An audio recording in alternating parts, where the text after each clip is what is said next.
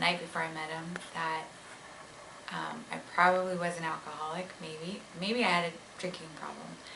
And when I met him, he was telling me about the program he was in, and the next day he invited me to a meeting, and he said, "Oh, you should come." I didn't know what the meeting was. He just, you know, he was a smooth talker. First date. It was our first date, yeah. So I picked him up. Talker. I know. I picked him up, and he took me to a meeting, and the meeting was an AA meeting. So I was sitting in this meeting, and it was like, oh, I am an alcoholic. Okay, I get it. And, you know, really and truly, before I met him, I had tried to get into different programs, and everybody wanted money.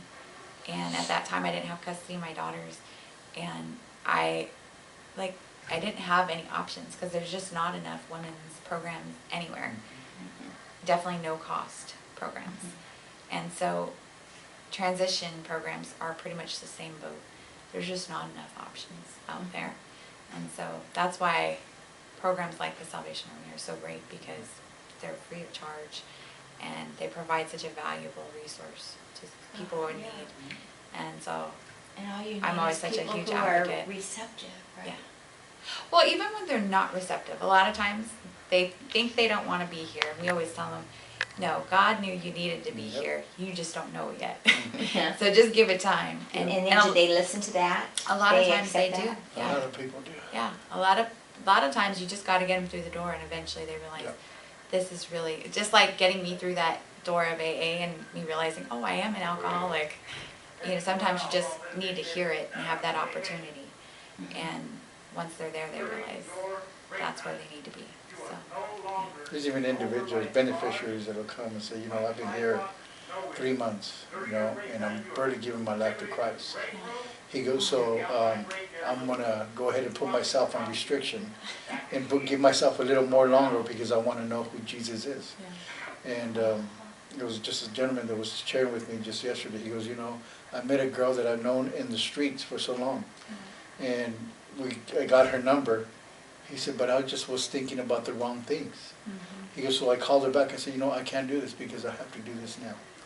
This is where I'm at now, and I'm giving my life to Christ, and then I just can't. My thoughts are not what they should be. And he just told her, he goes, I don't want to, you know, not right now.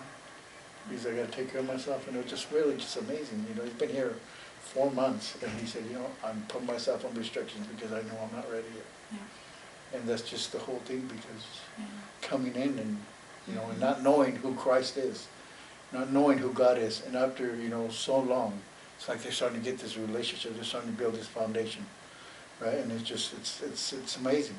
Because why? Because I was that type of individual too. And they open themselves up. Well, it's kind of hard because, you know, to not see it, you know, for me, when I first got to a place where I was so broken, and I went to church, and I saw everybody else, and they were so full with joy. All I wanted was that joy, and I didn't understand how I could get that joy. And when I was there, I would kind of have just a glimpse of that joy, and as soon as I was gone, it was gone. And I'd be so frustrated, you know, and it wasn't until I had my own relationship, then I could experience that joy for myself. And that's the same thing we see here. It's like, you know, they see everyone else having this joy, and so whether they wanted it or not before they came in, they didn't know really what it was. And so once they're exposed to genuine joy and hope and love that's unconditional, because they haven't, some of them, ever been exposed to that before, eventually they got to kind of start to want it, you know, either want it or totally be repelled by it one way or the other. So it works both ways. Either they're drawn to it completely and entirely, or they'll just rebuff it, you know, and usually they're just drawn to it entirely because it's what they're seeking, and it's what they've been wanting all along. They've just been putting up every wall because they've been hurt so many times before. Are usually the people you deal with